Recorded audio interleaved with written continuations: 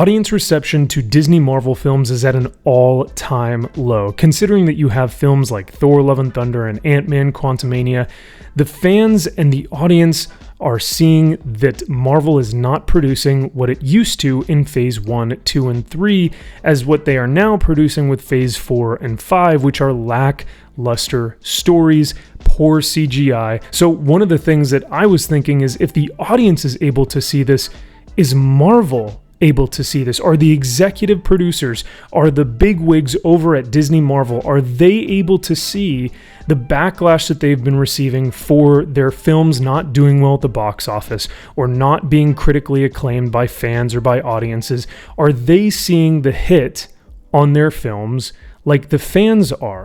Well, I was watching a great channel here on YouTube called Reggie Collects. It's a comic book collecting channel, and one of the things that he brought up in a recent video of his was that Marvel actually has a secret, and that secret is that they do know that their films are bad, essentially.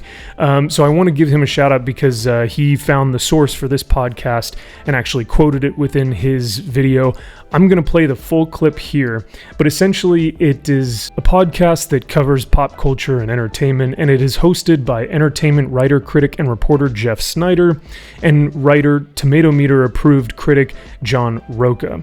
They discussed in this episode of their podcast that Marvel, in fact, does have a secret. Check it out. So someone, I said, Marvel's got a secret that's hiding in plain sight. I'll tell you what the secret is. The secret is that they know that their movies are not that good. Okay? They know that the scripts, in particular, have been pretty bad. Wow. And that's why, if you've been paying attention the last few weeks or months, you will note that Marvel has been spending a lot more money on writers. Just today, we saw the news that Nick Pizzolatto was brought in, right, as the new writer on Blade. Yes. Wow. Just like Josh Friedman, the expensive Sarah Connor Chronicles writer. He's a big name writer in this town. They got him for Fantastic Four. Lee Sung-jin, the beef creator they just hired, right? Which one is Thunderbolts, right? Right. So if pay attention, guys. They're not going out to the newbie writers anymore, and they are going out to some heavy hitters for writers. That's the Marvel secret that no one has talked about yet. They are paying. They're now paying for writers because they realize these fucking scripts got to get better because our audience is going to turn on us. Yeah. It can't go on forever. We go to the movies, or at least I do, because I'm not an idiot. I go for a fucking story. Yeah, of course. So tell me a good story. What a novel concept, right? That people would actually write good stories, that writers would actually produce scripts of good stories with great characters that people would want to watch. Oh, my God, what a concept, right?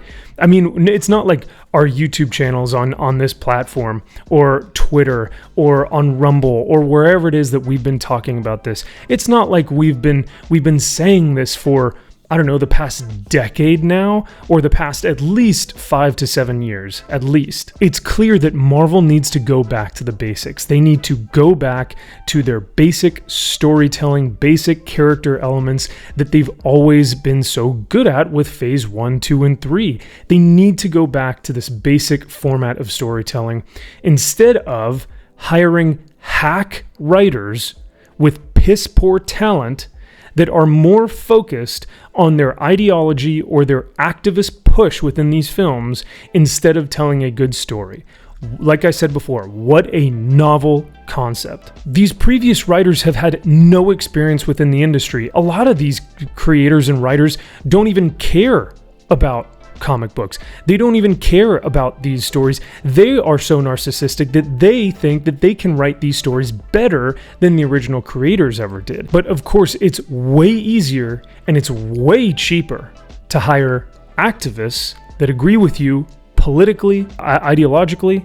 It's way easier and cheaper to do that than to actually put in the work and put in the money as an investment to hire an actual creative talent or an actual creative writer, which is what Marvel is now apparently starting to do. Now, I don't know the credibility of these two gentlemen that you guys just watched the clip of. I don't know what their sources are or who they work for within the industry, if they do work for anyone within the industry, but it is clear that it does look like Marvel is trying to do something, whether or not they're, making a full 180 or turning about face, and that they actually want to create better content for the fans that adheres to the source material and to the characters.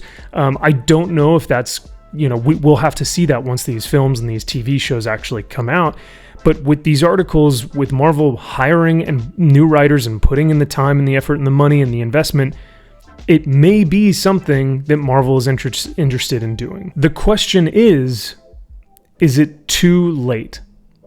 Is it a little too late, Disney Marvel? Have you already turned the fans away from your whole cinematic universe? Is it too late?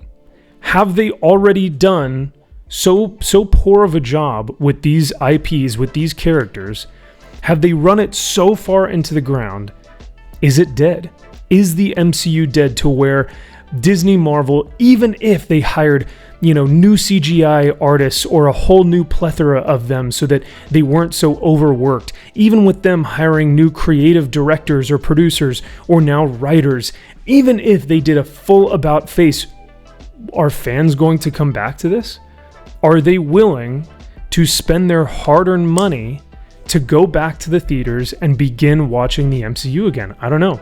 Is it too little too late? I mean, Guardians of the Galaxy comes out this weekend, and I have seen zero hype for it on any social media platform, whether it be Twitter, Instagram, Facebook, even here on YouTube. I see more hype for the new Flash film than I do Guardians of the Galaxy, and I would argue that Guardians of the Galaxy is a much bigger property than this whole Flash DC film universe thing that they're trying to do with that. Because after Guardians of the Galaxy, we have the Marvels, and I really, if I didn't know anyone who's going to go see Guardians of the Galaxy, I really don't know anyone who's going to go see the Marvels. I mean, that's going to be a disaster. So here's the thing. Here's the question, right? Do I think Disney Marvel knows that their films have been lackluster? I think they do. Do I think that they have wanted to change that formula? No, they haven't wanted to do so in the past. They've had plenty of time, and us as fans have been mentioning this. We have been screaming from the rooftops on our platforms, and we've been talking about this for years now, and they have not listened. So at this point, because here's the next question, do I think it's enough? No, I don't think it's enough. I think Marvel knows now. They're seeing the hit.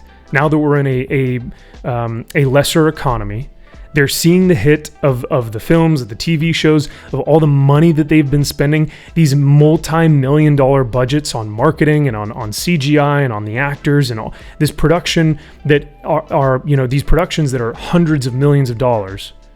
They're seeing the hit now of people not being interested in these stories. And so I think that at this point, it's a little too late, like I said, and I think that any goodwill that they have built up with fans previously is not going to carry over into these other films. Even if they have these top tier level writers, they're going to have to buy back that goodwill off of the storytelling like they did many years back when it first came out with Iron Man, and people loved that film. It still holds up to this day. And so I think Disney Marvel is going to have to really put their best foot forward in order to buy the fans back, win the fans back, not just with member berries and key jangling. And I remember that character. Member this thing. It's not going to be that. It's going to have to be told of a good story, of a good script, off of fantastic characters and great character development and story arcs and character arcs. And without that, fans are not going to come back, even with them putting all this money into these new creators and these new writers. But I hope Marvel proves me wrong and that these writers end up making a huge difference. But listen, I'm not going to hold my breath. So what do you guys think? Let me know in the comment section below. Do you think by Disney Marvel hiring these writers that this is going to make a huge impact and a big difference within the MCU? I would love to know your thoughts. Thank you guys for watching this video, and I will see you guys in the next one.